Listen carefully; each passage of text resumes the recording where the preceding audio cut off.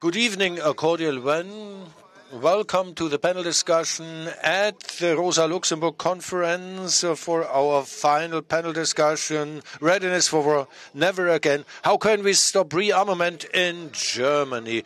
It is almost 3 years that a social democratic chancellor, without much of a societal debate, called for the turn of the tide, Zeitenwende.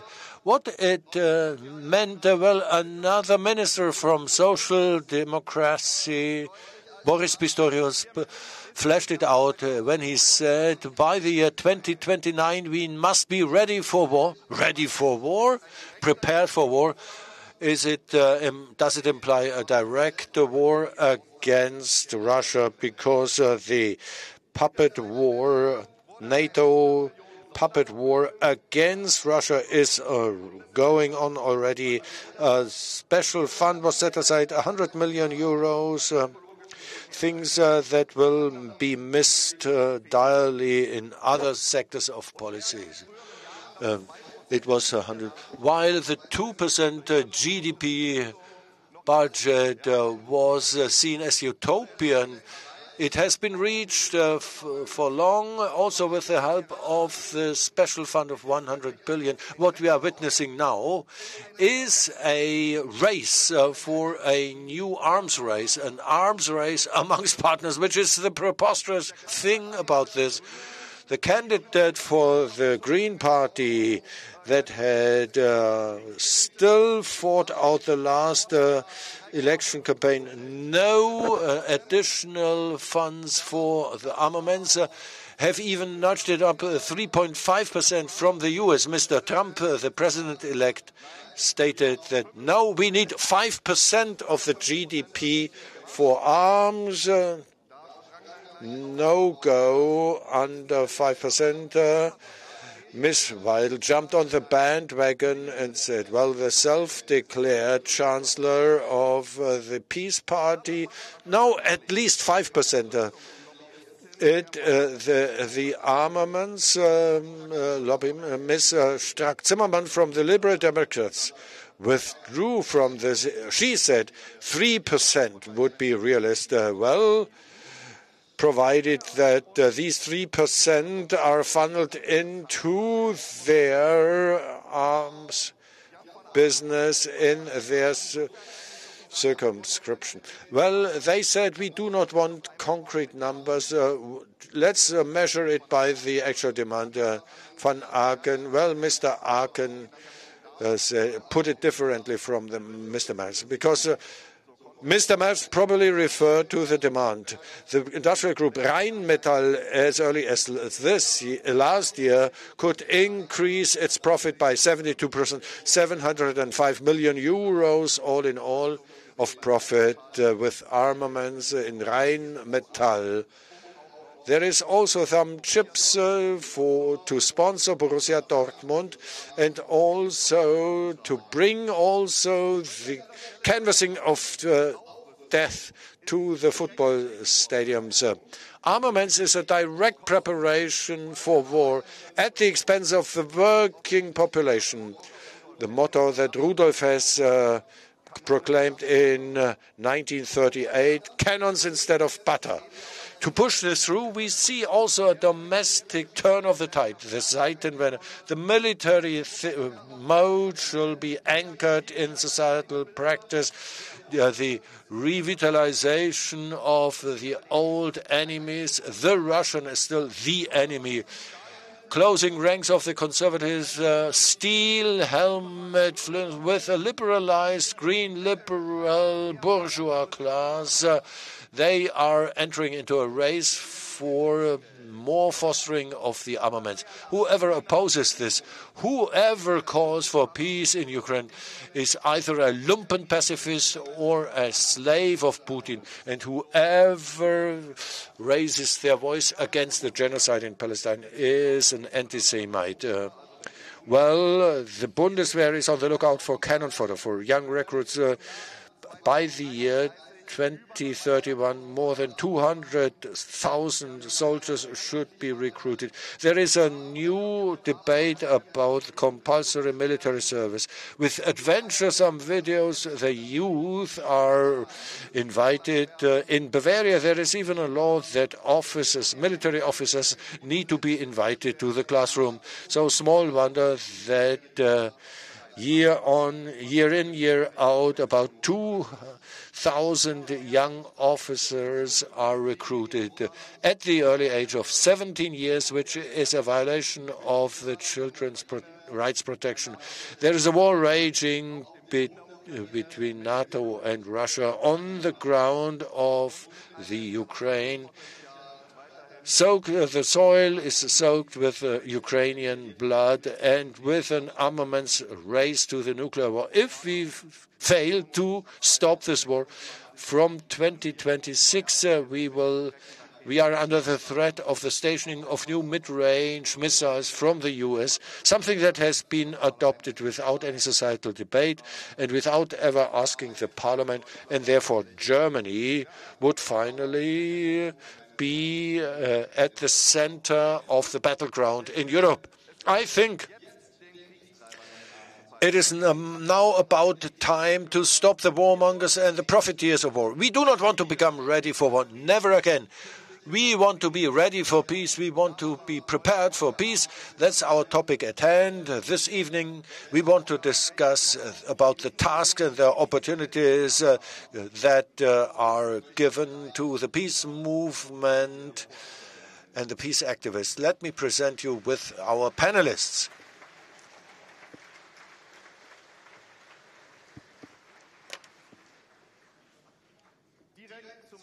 To my left, you see Ulrike Eifler. She is a sinologist and politologist. She works as the secretary of a trade union in Würzburg. Before that, she was active in various union positions and in between also for the Rosa Luxemburg Foundation. Within Die Linke, she is the spokesperson for the BAW union, and she is also a member of the board of the party Die Linke, the left. Then, to my right, Petra Erler.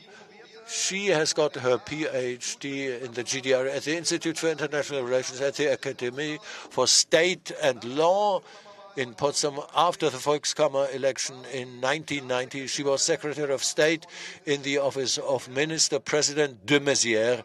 In 1999, she became a member of the closer staff of Günther Verheugen, the EU Commissioner.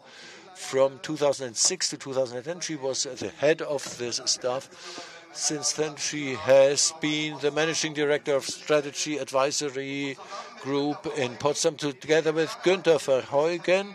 Then we would have loved to welcome here, but for health reasons he couldn't make it. Quick recovery. She published a book, The Long Way to War, Russia, Ukraine, and the West, escalation instead of détente.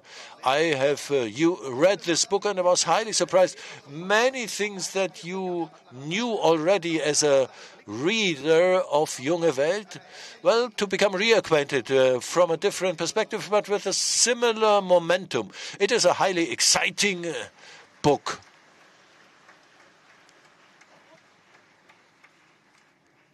So, to my right, outside, Mark Ellmann. Mark Ellmann is active in the DKP, the German Communist Party. He belongs to the leading board of the Peace Committee. He's active in the Action Alliance against the NATO Security Conference, and he's also active in the Union.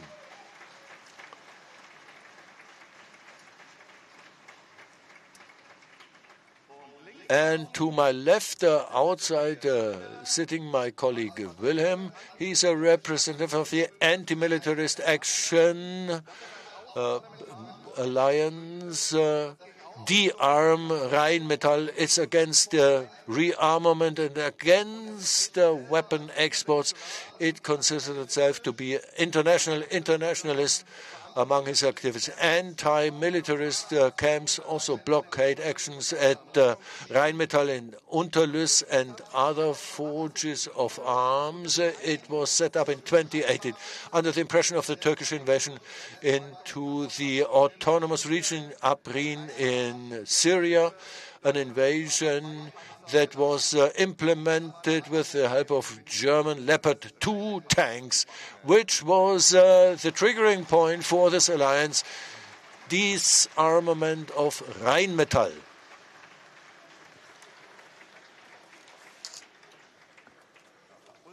Ulrike, my question to you, in the Junge Welt, in your article, you wrote the working classes have got nothing to win in this Zeitenwende, but they can lose everything. What does it mean, this turn of the tide, the Zeitenwende, with the war preparedness? What does it mean? Because you've got to do with it every day as a unionist. Thank you, Nick, for the question. From my point of view, this turn of the tides is a frontal attack on the interests of the employees, on the workers. Tout court, you can spell it out at various levels. The risk of escalation that springs forth from the ongoing militarization is a special threat for the employees. As Rosa Luxemburg put it, in wars, the dividends rise and the proletarians, they fall. It's not the sons of the oligarchs, of the bosses. These are the sons and daughters of our colleagues, the working population that is sent to the war and burned to death as cannon fodder. But letting aside the immediate risk of war, just look at this wording, Zeitenwende, the turn of the tide. The turn of the tide is paid by employees, by those who work in the economic dependency. Let me spell it out by some key points. We are experiencing a climate of withdrawal, renouncement, inflation, deindustrialization. We need to fasten the belt. We do not have the basic necessities for children. It's a climate of renouncing everything, of withdrawal. So the collective bargaining is under pressure. This is trickling into the mindset of our colleagues. It makes the unionist activities ever more difficult. So I believe that this is a huge problem in this climate of renouncing and giving up. So the claims of the unions are fought back by the industry. It's also an enormous strategy of redistribution. Just a few numbers. I know 10% of the attention span will be reduced, but just a quick set of numbers. One tank costs 27.5 euros. The new tank defense, just one round of the Bundeswehr tank costs 100,000 euros. One shot. These are enormous amounts, gigantic amounts of money. The federal government has a clear picture of where the money must come from. They have written it into the national security strategy. It is laid down in bare letters. Redistribution within the budget, which means curtailing other items in the federal budget. Look at the entire balance sheet. Look back, and then you will see what the direction. The pensions will be freezed. There is an attack tested on the continuation of the pay in cases of sickness. There is no money extent for the Kindergrundsicherung, the fundamental protection of children.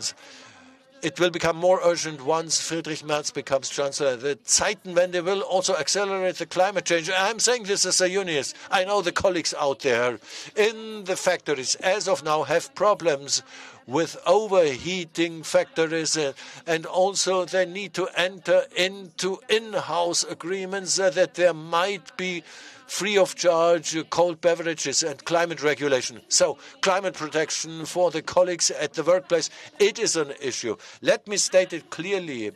One flight, our flight of the Eurofighter or the F-35 emits more CO2 than any single individual might cause throughout 1 year, then you get a vague idea how blatantly false it is. The coalition of progress, as it was called, this is a sheer lie.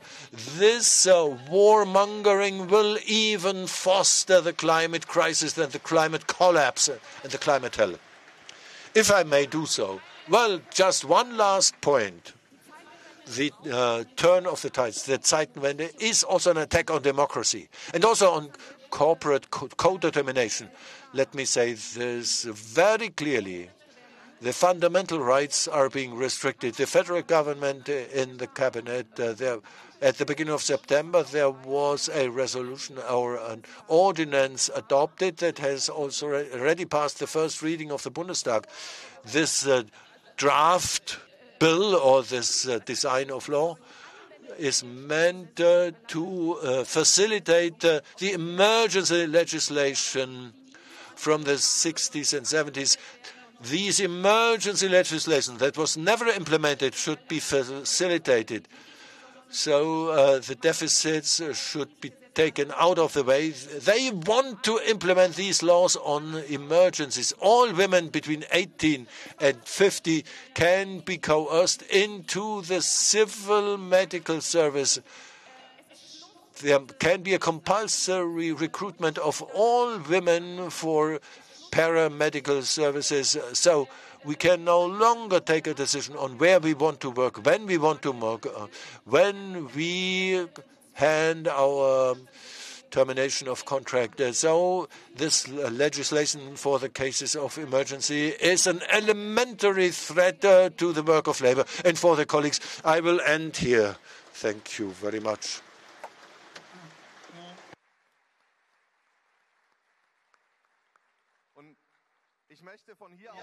And I would like to actually take this lead to Mark Ellmann. The German Communist Party talks about a militarist and reactionary transformation of society during Zeitenwende.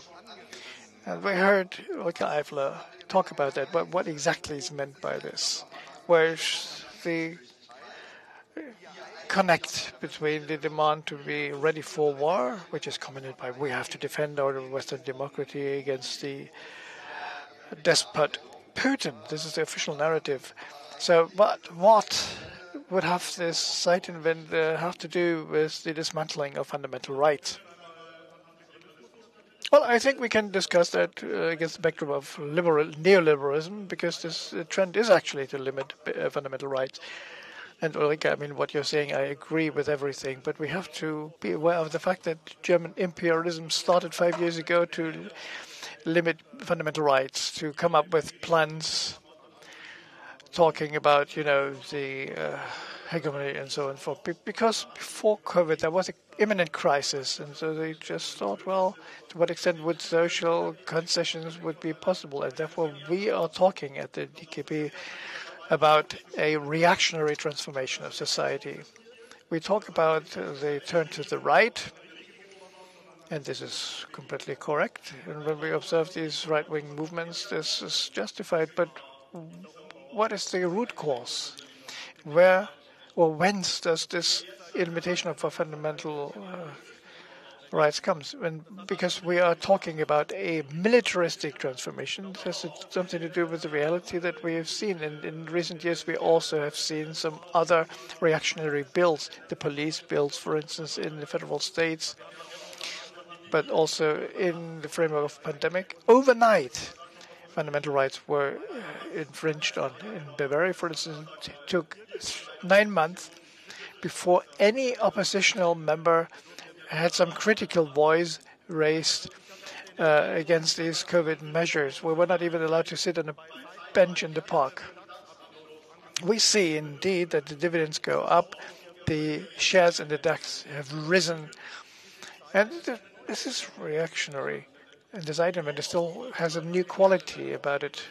This emanates by the ruling elites, not by the pressure from the streets. Why? Because they want to be ready for a war with Russia and China. And Klingbeil started to talk about German necessity to lead as Germans. We heard that in 2014.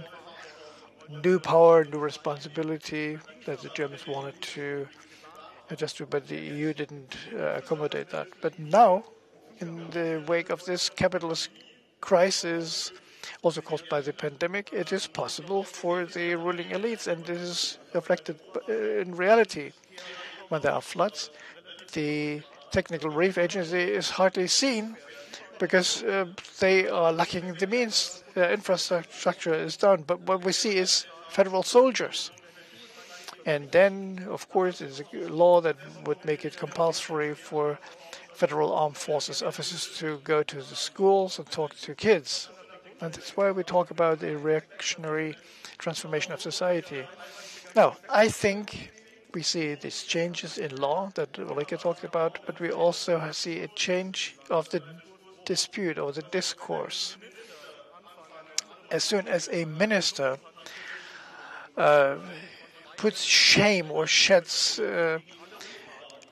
shame over other people who just opposed to this approach to get ready for war and call them names like ugly pacifists. This is strange, and many people seem no longer to dare speak out, and this is also revealed in surveys. So this psychological component need to be closer looked at, and therefore I wrote this article about the transformation of society.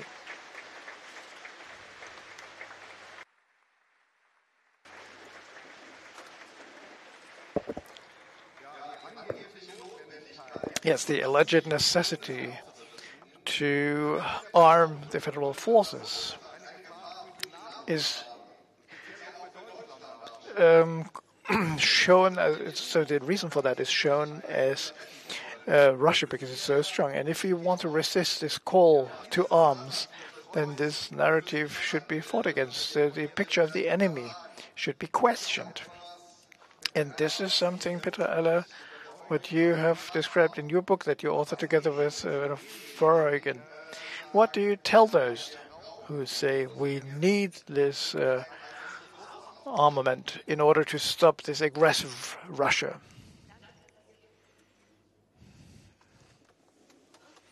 Yes, thank you for referencing our book, because we oppose the narrative that this war was heaven-made or that Russia is genetically forced to act as an aggressor. Instead, we provided evidence that it was the West which did not use the opportunity of the years 1989, 90, and 91, intentionally missed this opportunity.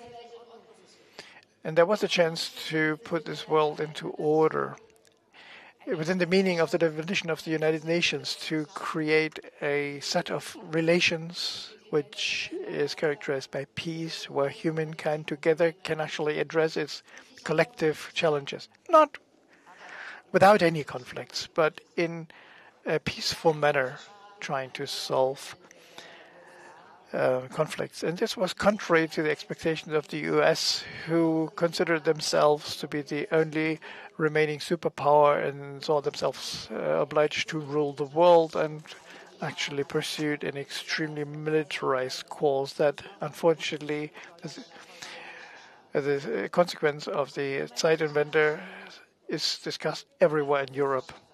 When we look at scientific evidence, what do scientists say? And there was a time when people said, just follow science, irrespective of whether science was authentic or not. But science is clear and logical. So the main task that is ahead of us, not only ahead of us, but this is linking us up to the rest of mankind, is that we want to survive as a civilization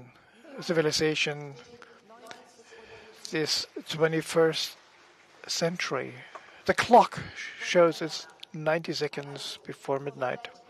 That is before the whole world goes down in flames. And this is what nuclear physicists say. And they say it for a reason, because we don't live in security. We live in a mad world. A world that has gone crazy, where there is only one promise that separates us from the demise. Never again to take to nuclear arms. And still there are voices that can be heard that say, oh, maybe we might actually risk a limited nuclear strike. Lastly, that was heard by one of the nuclear planners in the United States. But, and we are all aware of that, there is climate change, the major environmental issues. They have not been tackled for decades. Nothing has been done about them. Instead of that, we continue with wars and conflicts, and we destroy our environment. So the problems of migration for reasons of conflicts and the water scarcity and access to food resources. I mean, the new inventions of transhumanism are still there as challenges, and we have to add one of the major new risks of this time is the multi-billionaires.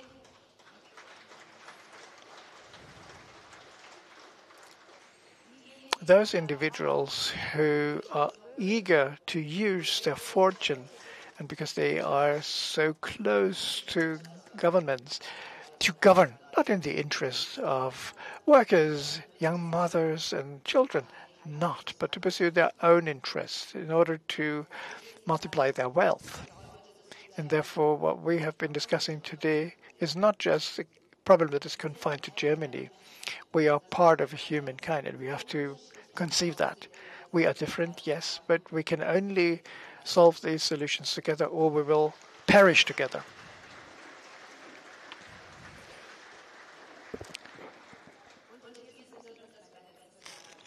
And in this sense, and this is my last remark, we shouldn't be easily fooled. We are part of the majority of humankind, those that want peace, those that want to see a future for themselves and their families, those that who believe that what was once practiced, the common understanding, is possible, desirable. This is what we share with most people here on Earth. And what comes to be seen as mainstream, this is what minorities think.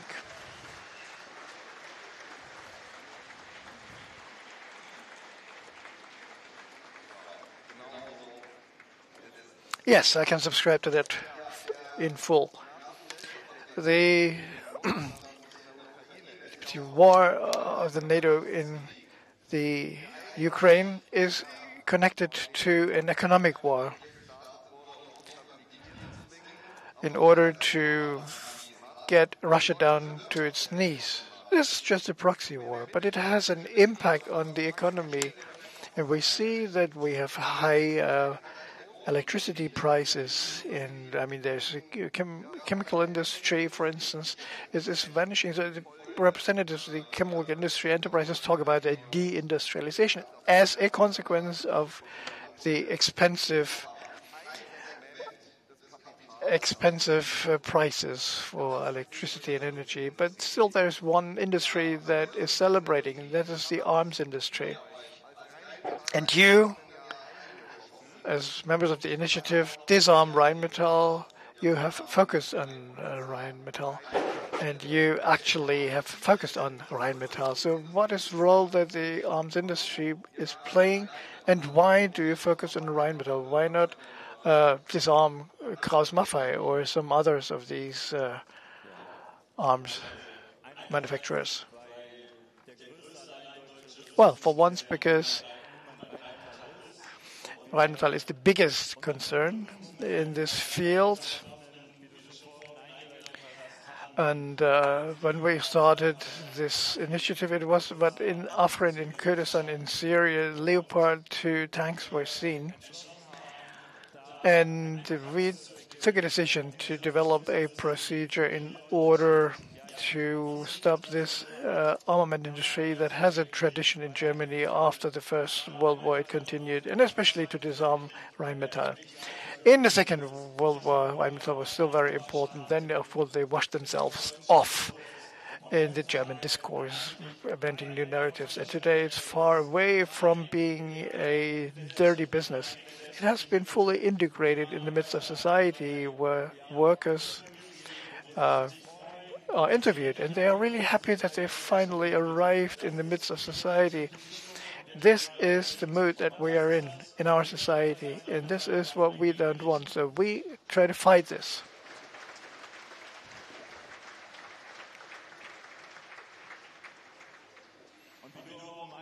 And you said initially, Rheinmetall for us is just symbolic. It stands as a symbol because we are addressing all arms corporations in Germany, and it's not only about arms producers, it's about militarization of the military-industrial complex as a whole. And we see that these big groups today play an enormous part. For once, we see that Rheinmetall for almost 2 years have become part of the DAX index. We see capital export, not only the export of goods, where the arms were just simply shipped into the world. Today, what we see, Rheinmetall is building in the Ukraine, in Latvia, and worldwide with 28 sites and 28 countries. So we see that the impact of Rheinmetall has multiplied. They have a massive impact on the war in Ukraine. Very often, parts of weapons are found that were delivered to Gaza, to the Israeli military, in Turkey, Syria, Kurdistan. Everywhere is Rheinmetall, but also the other arms groups from Germany. And we, from the initiative Disarm Rheinmetall, go to the manufacturing site. We start action camps. We effectively block this arms industry, maybe for a couple of days or maybe for 1 day only. But we actually set a sign and tell people what we are all about. That in Germany, weapons are produced, that on a global scale, people are murdered. This has to stop, and this is what we stand for with our initiative, Disarm Rheinmetall.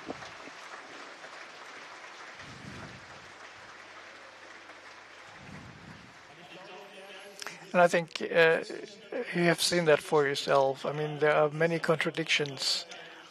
There is like a new world order, and it leads to a situation where we have an arms race, rise in armaments within NATO, the European Union, and these weapons are to be used. They are not there to just offer an opportunity of deterrence. They are built to kill, and it doesn't matter how intensely these arms groups act. We have to address them. We have to put them under pressure. And this is the task for the whole society.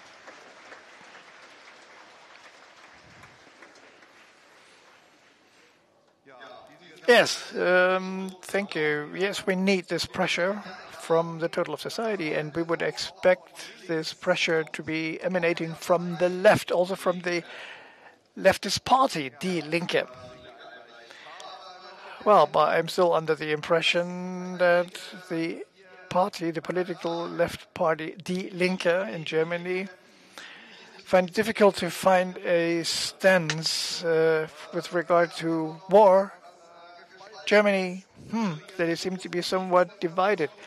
When I remember the great peace demonstration on the 3rd of October in Berlin, and a lot of basis organizations from the left chartered buses to be there, but nobody from the board was seen.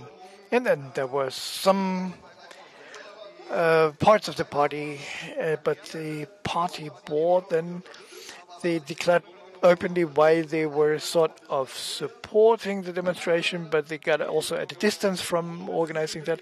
And some other so-called progressive leftists appealed that nobody should go there. It's an evil demonstration, and so they appealed to other people and said, well, you should go and attend a counter-demonstration. Fortunately, almost nobody turned up for that one. And in the EU Parliament, there was a vote on the supply of Taurus, and 3 MPs of the left, Carola Peters, voted in favor of the Taurus shipment. and the former head of the party, Martin Scherdewan, actually abstained from voting, and the third one actually did finally what you would expect of an anti-militarist guy. He voted no. So what's the situation today when it comes to the present-day debate about the question of peace? And I mean, have you observed any positive developments since the party congress? I mean, we will soon have a federal election, and the question is indeed, will the left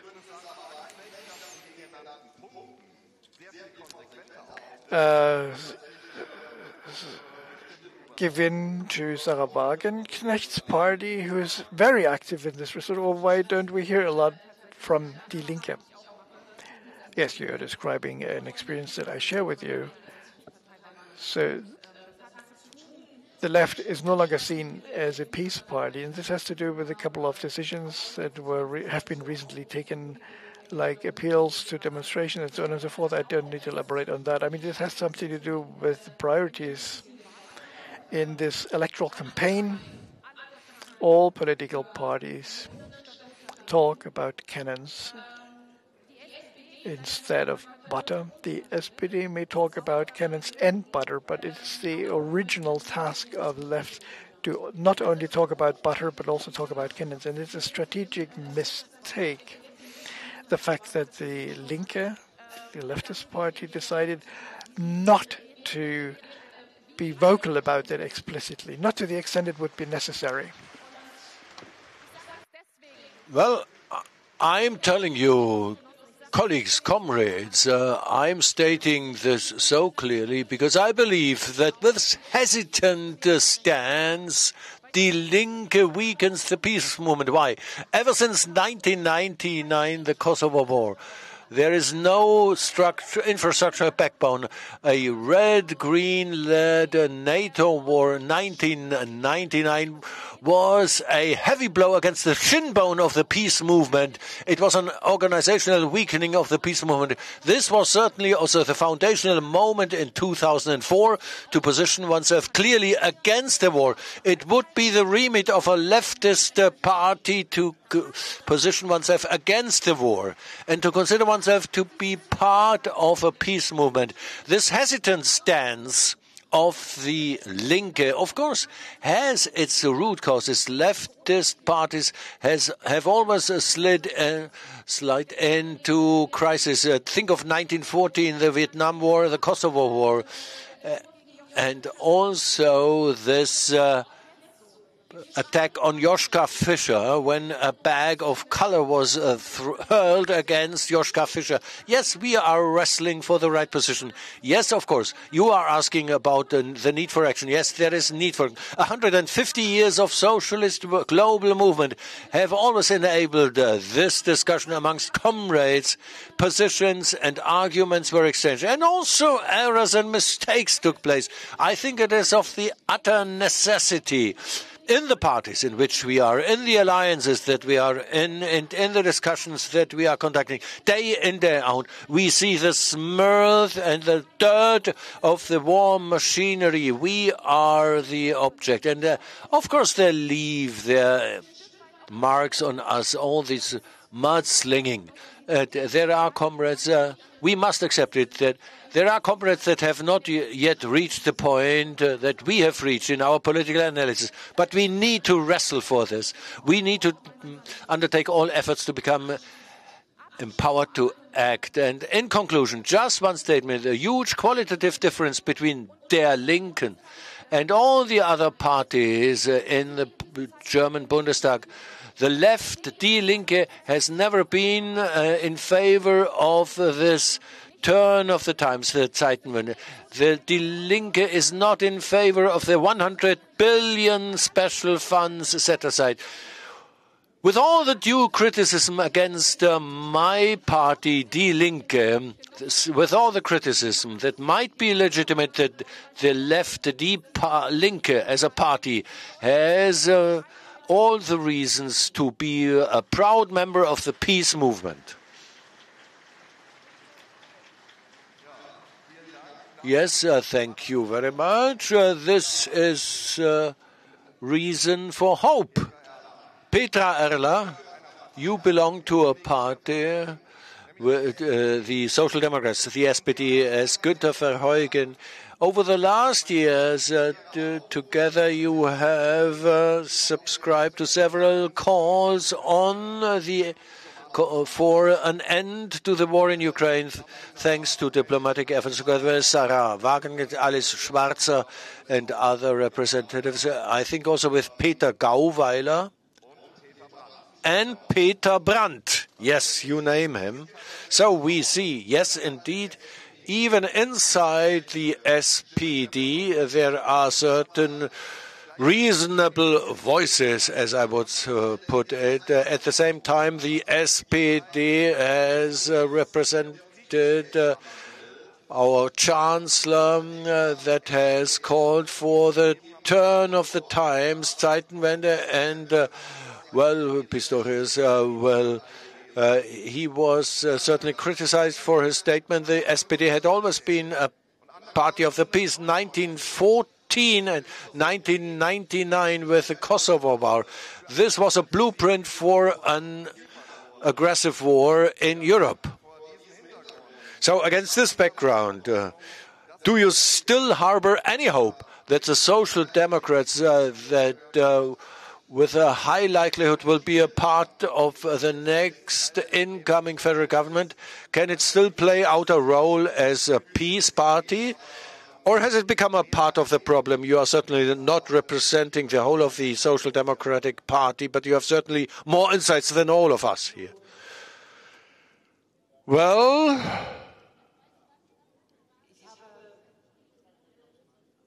I have the reasonable hope based on the surveys, because the public opinion is the second most powerful force in the country. In all parties, a discussion needs to be held about how to exit from the current situation of uncertainty, insecurity. I have touched upon the intricacies of the current situation. On the one hand, yes, it is correct. On the 24th of February 2021, there was an unlawful war of aggression of Russia against parts of Ukraine. I'm saying parts of Ukraine because two separatist Donbas republics are fighting by the side of Russia. So it's not only a proxy war, but it is also a brothers' war since 2014. As we are having this war going on since 2014, it would have been the desperate duty of all the parties in all the countries in Europe to put an end to this war as quickly as possible. Despite the turn of the times that the SPD brought up in the Bundestag, the federal chancellor, he does not want to be reminded of this. He was in favor of a negotiated solution, and we were close to it in Istanbul until the 15th of April. And who did not want peace? It was not Putin who rejected peace. It was the West. First of all, the Americans and the Brits. They said, no, it's too early.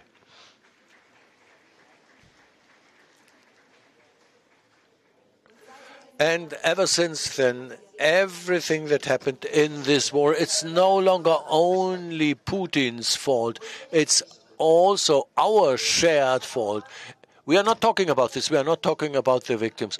Who knows how many victims this war has caused on the Ukrainians?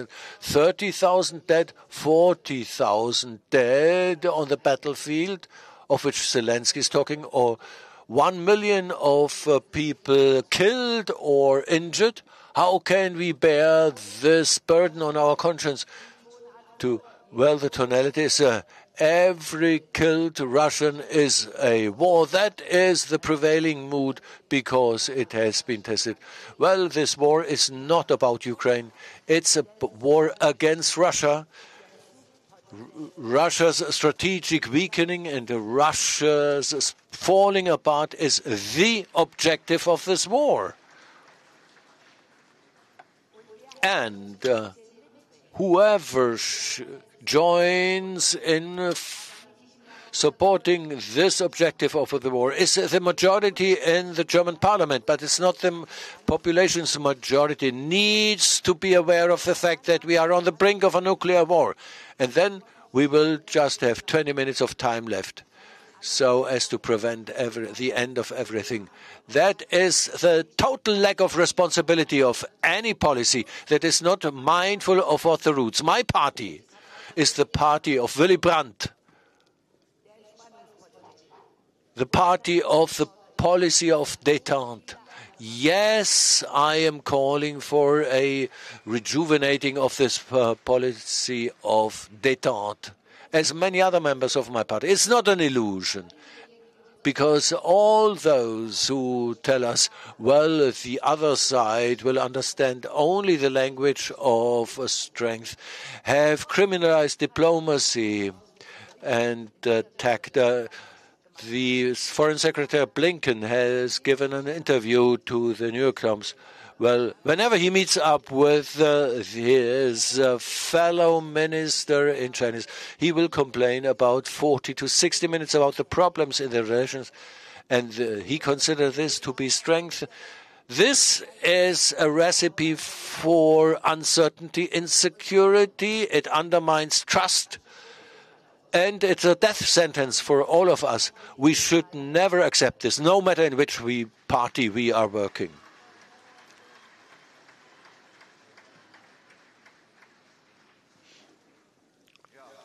Yes, now, again and again, we are listening to discourses that are positioning firmly against arms supply, also against the NATO war against Russia. But who are these politicians? These are politicians from the AfD.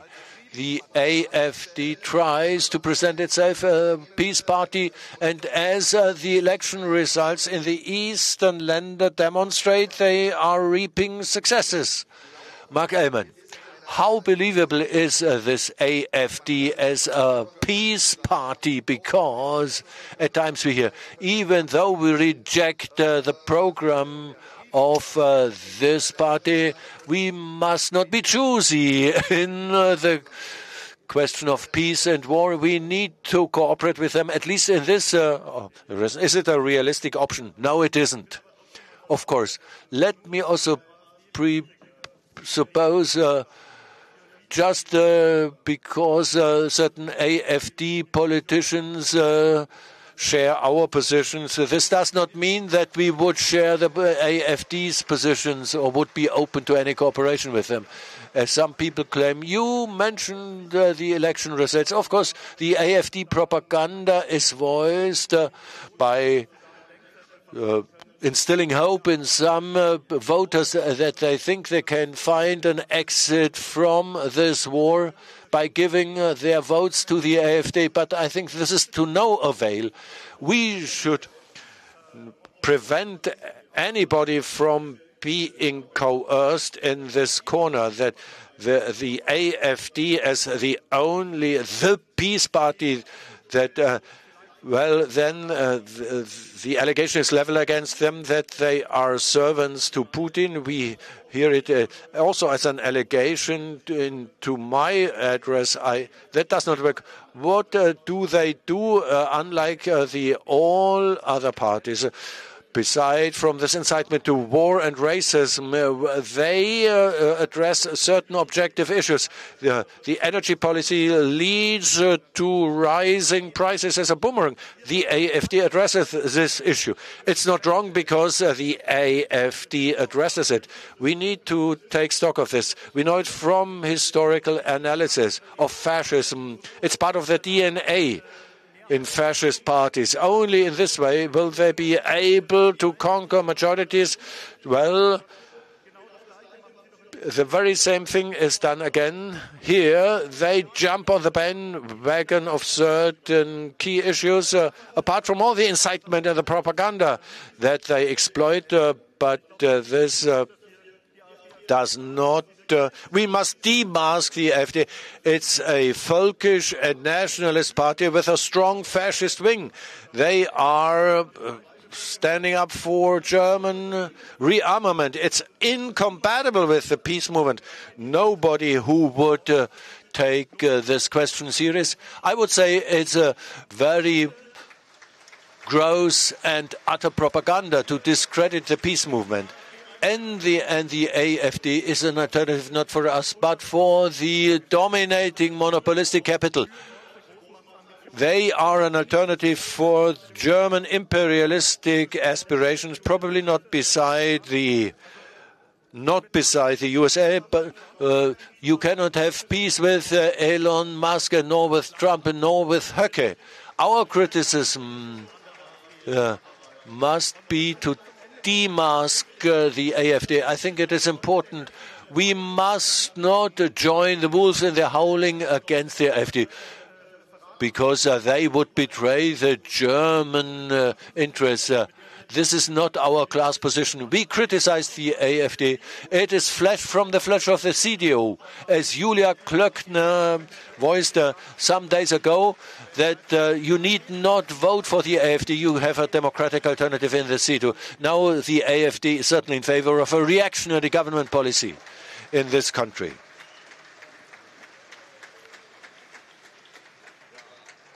Well, in the immediate follow-up, let's face it, there is a fear of war, but also the concerns about the social implications of the billions and billions of the arms race and that are impacting also Germany. They trigger different milieus and environments.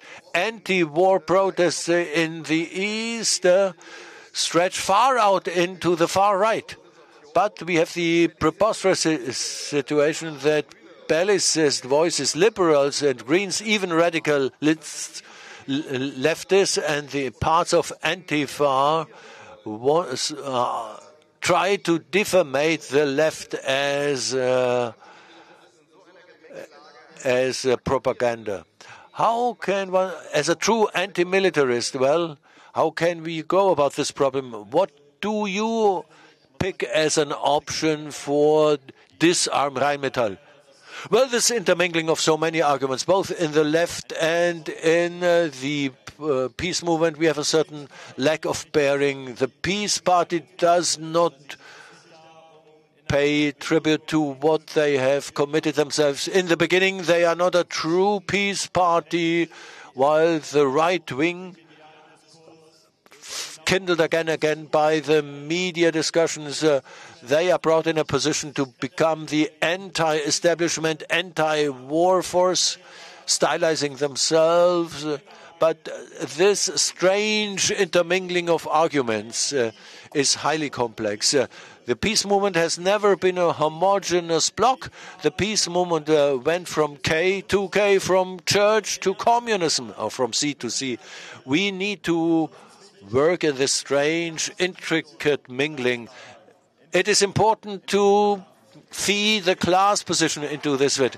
The working class is united by one purpose: the fight against war. The working class has no interest whatever in war, and we need to flesh this out in our action. The same is true.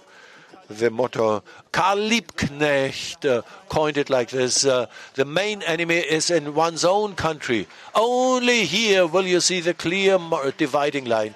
It's not the U.S. groups and the U.S. capital alone that leads us into war. No, it's the German corporations that we need to attack here, against which we can work here. This sets us apart very much from the AfD, from other right-wing actors, and it gives us also an orientation, because we have a clear objective in front of our eyes. Where do we want to go? Where is our enemy? And we need to start here, from the definition of the enemy.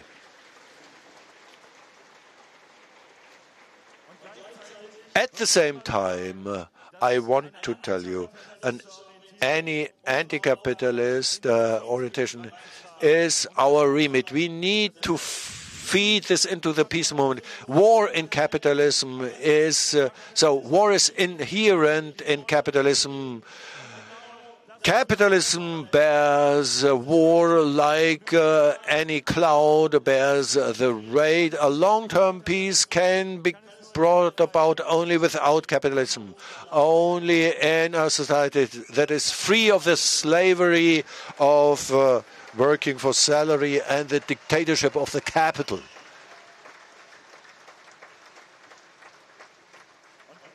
And to elaborate on just one last thing, the radical left in many parts has tilted over, has fallen over. In many points, the radical lefts would say, we need arms supplies to Ukraine. Or they would say they are talking in anti-German discourses in supporting Israel in its war. We need to turn against this attitude. Rheinmetall, Disarm Rheinmetall.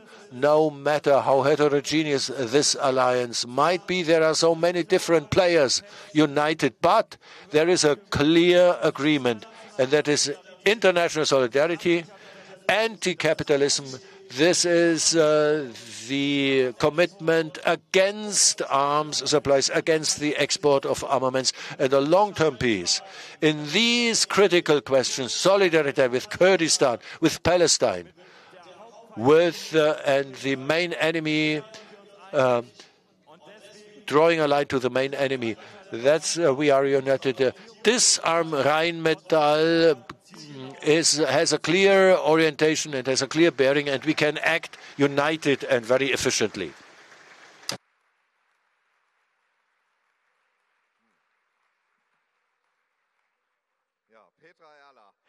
Petra Erler, you have the floor. Okay, now we're under threat of the deployment of these medium-range missiles from the US. This devil's work, as some rightfully say, starting from 2026. What do you think? What are the detailed threats? What are the risks associated with that? And what should happen in order for us to be able to prevent that? Let me start with one thing that I think is especially important against the backdrop of the past contribution. Peace is not everything, but without peace, everything is nothing. And this is something we have to always remember. Because in truth, this is our best and most valid argument. When we talk about this resolution to deploy new medium-range weapons of the Americans and hypersonic weapons. In 2017, the corresponding resolutions were taken in the US. Long before the war with Ukraine, long before the unilateral termination of some weapons treaty by the Americans, but Russia actually signed a memorandum not to deploy any medium-range missiles as long as they are not deployed in Western Europe. You know that there was a dispute as to whether Russia was violating the agreement. However, this is one accusation that the Russians had towards the US, that they worked towards deployment of medium-range missiles in the long run. Any attempt at mediating was undermined. In this case, it were Russian suggestions. We, as the European Union, the foreign ministers wanted to retain this agreement so that we wouldn't have this unsecure situation that we only have 7 minutes left until a rocket is exploding before we even know whether it's a real missile, whether it carries a nuclear charge or not. 7 minutes is nearly nothing.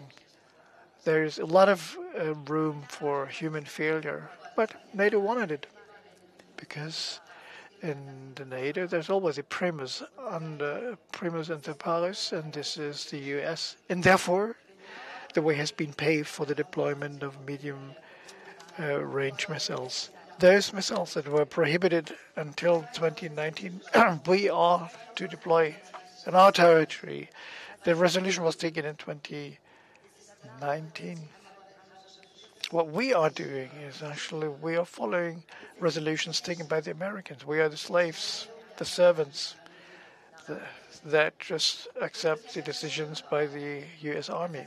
And I would have expected that in such an important question, the deployment of attack weapons on our territory, it's not about defense, it's about attack weapons. I would have expected that at least there would have to be a public discourse, at least a discussion at the federal parliament. And in the American media and among American politicians, you can hear the reasons why they want to deploy these weapons. It's not about weapons in Kaliningrad. No, it is about the US Army today is no longer able to act the way it would like to. Because China and Russia have installed local defense systems, and these territorial defense systems that do not allow access to their territory to everyone, the US Army wants to abolish. And this is the dream of General Prilov and has been since 2014. Then you can actually conquer Kaliningrad and St. Petersburg. This is something we should never want, that from German soil attack weapons are fired onto our enemies in the east of the continent. We are inviting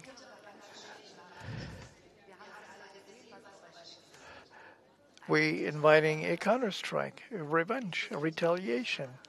And you know what we have to expect. We have to expect modern weaponry that cannot be shot, and they have such explosive strength that they destroy everything in the environment way. You can evacuate humans. But I mean, it's not just one weapon that is going to be fired. It would be an error to assume that if we start in a conventional way, there would not be any escalation. Let us remember, how the whole situation in the Ukraine developed. First it was helmets, and it was ammunition, and then there were tanks. And only with regard to towers, luckily enough, the federal chancellor is hesitant. Luckily enough, those German generals couldn't keep silent about the fact that we would become a party. And we have obviously forgotten what we have done to the Soviet Union in the Second World War. 27 million dead. We all, as we are sitting here, did not participate. We are not to blame for that. But we owe it to those that died, or those that had bled to death in the battlefield because they never wanted to go there in the first place, or they were murdered. We owe it to them that we get active to prevent any war that could emanate from German soil, and we should not want to become a platform for any war. We should not want to actually only focus on preparing hospitals to take care of German soldiers that were wounded. No, this is not our role. Our role is in the basic law to pursue a policy of peace and to unite the continent.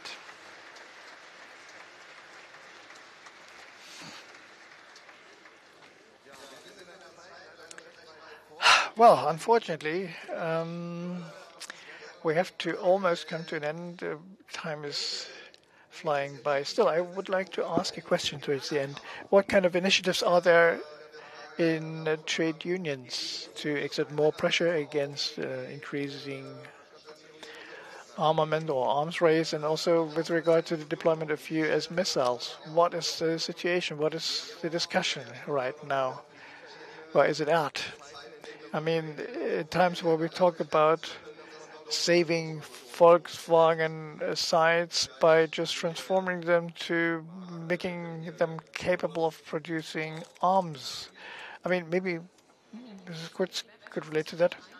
Yes, the role of trade union is, of course, not an easy one, and the debate is not easy either. I mean, we had a social democrat federal chancellor and the role of trade unions. Of course, it was in a discourse with the federal government, and of course there is the new law. And interestingly enough, we talk about loyalty to the existing tariffs and wages, which is not valid for the federal armed forces. Interesting. I mean, there's a couple of people that within their trade unions debate in favor of the trade unions becoming part of the peace movement. And I mean, the deployment of missiles was a mistake even before Trump was elected.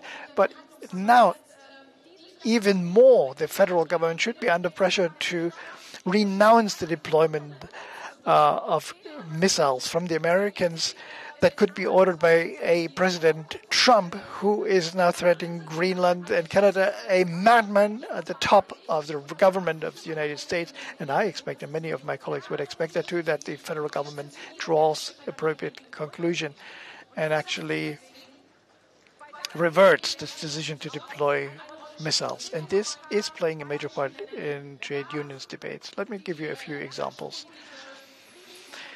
The peace conference organized by trade unions was organized in Hanau 2 years ago in 2023, a joint cooperation of the Rosa Luxemburg Foundation with IG Metall, Hannover, Fulda. We repeated that last year in Stuttgart, and with the very regional office, Stuttgart, and the Rosa Luxemburg Foundation, we had this discussion. What is the role that trade unions should play in the peace movement? Maybe I could spoil a little bit. This year there will be another trade union Congress for Peace, 11th, 12th July in Salzgitter, in a joint cooperation with the IG Metall Salzgitter office. Why is it important? Because trade unions are indispensable for the peace movement. Only by way of incorporating trade unions, the peace movement can expand and is getting stronger. Why do I say that? In 1918, the First World War was ended as a consequence of the November Revolution, and it was initiated by class protests. It was dominated by class protests. That was the character of this revolution. This was the pressure that was necessary to exert, and that led to the end of the First World War at the end of the day. 750,000 women in the ammunition factories went on strike while their spouses died in the trenches of war in the First World War. This is something that we need, and therefore it is indispensable to have these debates ongoing.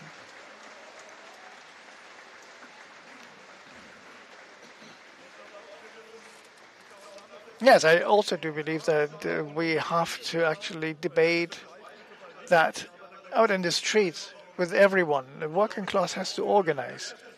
And also for trade union peace protests, there are more and more examples. Like I will live in Munich. I am a member of the GEW trade union. And on the 12th of October, we said, okay, social affairs up, armament down. This is an important signal. So we have to join forces with other peace activists. And I mean, when we look at the negotiating rounds for the public services sector, I mean, what is our objective if we don't even mention the peace issue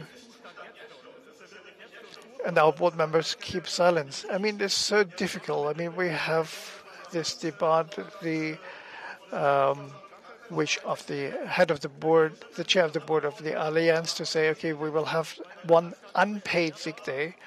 And no, we have so many chronically ill people. I mean, yes, Germany has the lowest life expectancy of all Western Europe. This is the current situation, and we have to respond to that as a trade union.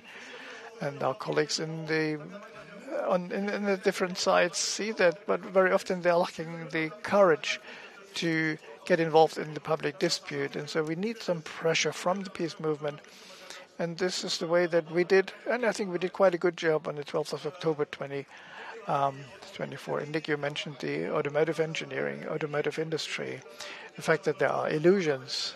You may save jobs by transforming your production to a war industry. This is the wrong way. This is the way it doesn't work. Why don't we talk about these gigantic profits? Why don't we talk about these scandals, the exhaust gas manipulations of systems, and so on and so forth? Of course, we know that the automotive industry is in a crisis. But why is it? Because they are in isolation, in self-chosen isolation. They don't want to cooperate with all of the world, but they just want to side with the US.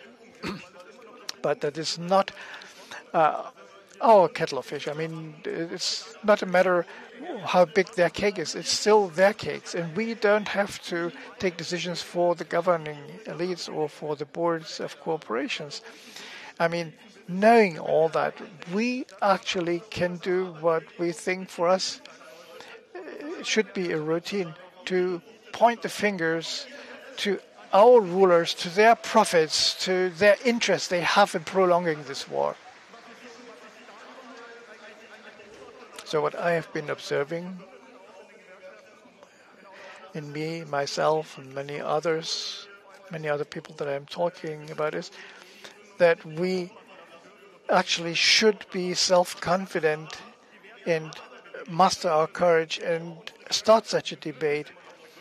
And this is also important to incorporate peace and disarmament in our trade union disputes, in our trade union everyday work.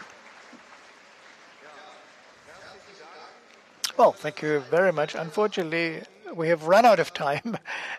Well, this is the time of this panel, of course. I hope humankind still has a lot of time, and therefore we've had this discussion.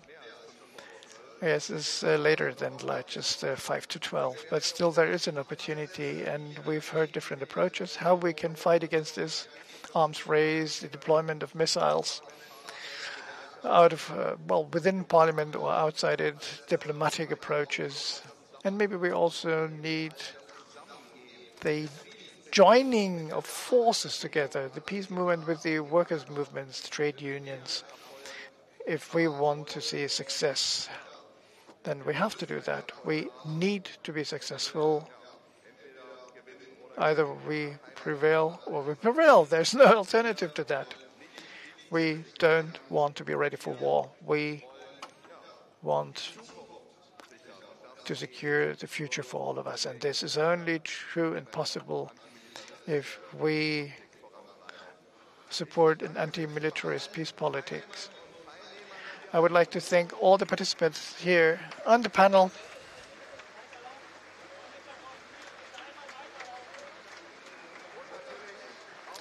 And I would like to thank all of those here in the hall, amongst the audience and our audiences on the screen. And I think everything that we have discussed, we should take with us and perceive it to be a stimulus to continue in our fights. We need all of your efforts. We need a broad range of activism. We need a wide range of people. We have to show that we are not alone. We are many, but we have to show that in the trade unions, in society, in the political parties that we have joined. So we have to start a fight for peace. Thank you very much.